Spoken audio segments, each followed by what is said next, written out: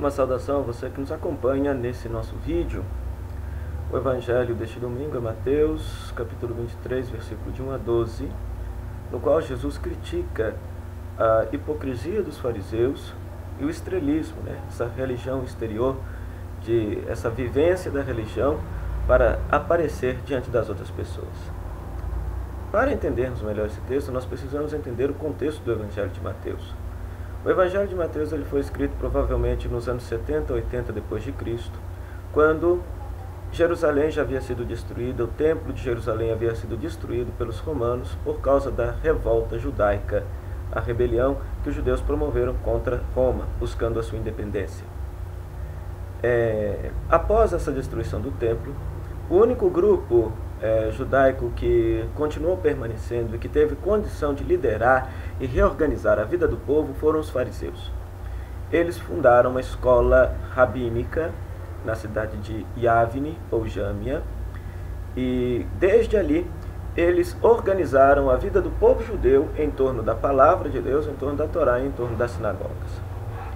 A princípio eles tiveram uma postura de tolerância para com os outros grupos que existiam, mas depois eles tiveram uma certa intolerância para com os grupos que divergiam da opinião dada por essa escola, a interpretação a respeito da palavra dada por essa escola rabínica, escola de Yavne ou escola de Jâmia. E aí entra o Evangelho de Mateus, a comunidade de Mateus. Segundo a maioria dos estudiosos, o Evangelho de Mateus foi escrito para um grupo, uma comunidade de judeus que acreditava que Jesus era o Messias e que tinha a sua interpretação específica da palavra de Deus a partir da experiência que eles tiveram com o Mestre Jesus. O Evangelho de Mateus ele é escrito de tal maneira que venha a convencer o leitor que Jesus é um perfeito judeu e que Jesus é o Messias esperado pelo povo judeu. E aí o que acontece?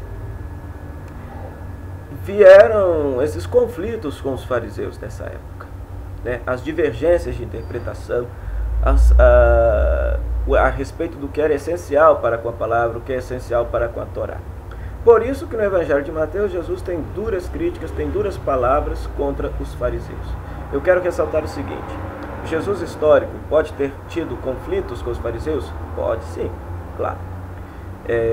Jesus, por exemplo, Jesus não era saduceu, Jesus não era sacerdote, Jesus não se coadunava também com o extremo rigorismo dos essênios, que viviam em comunidade, separados, isolados do mundo. Nós vemos Jesus andando no meio do povo.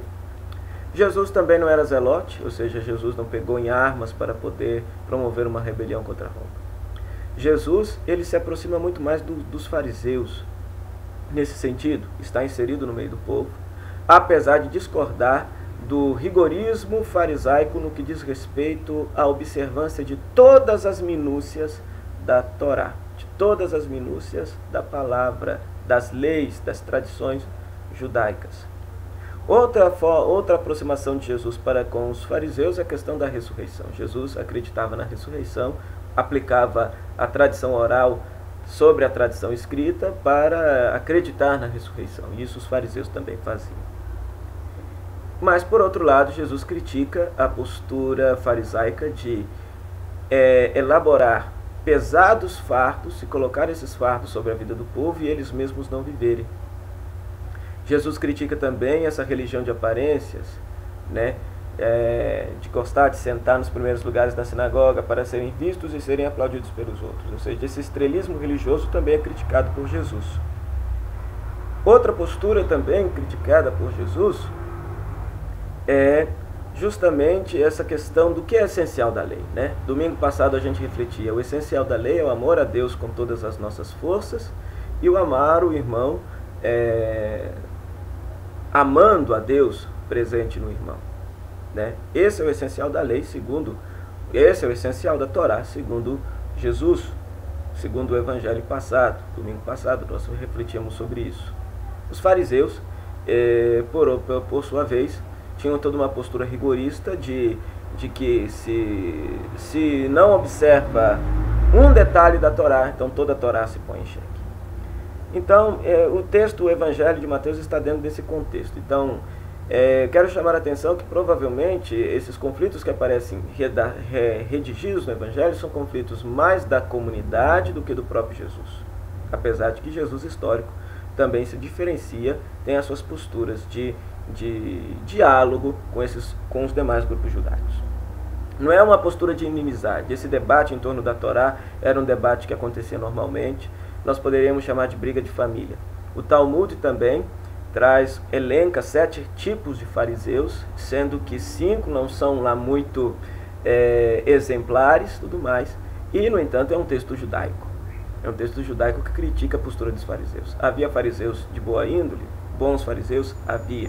Como também havia fariseus hipócritas que colocavam regras na vida do povo, mas eles mesmos não viviam essas regras. Trazendo o texto, então, para o nosso contexto de hoje, podemos perceber nas nossas comunidades muita gente que não tem alegria de viver. A religião é um peso, a religião é um fardo, vem pecado e vem demônio em tudo, não tem lazer, não tem um prazer de viver. A religião mais lhe censura e lhes tolhe a liberdade do que favorece a libertação e a alegria de viver.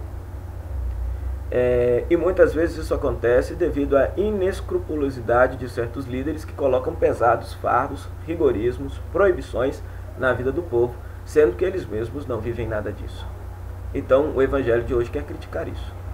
Quer criticar a nossa postura de tantas vezes querer cobrar das outras pessoas algo que nós mesmos não vivemos.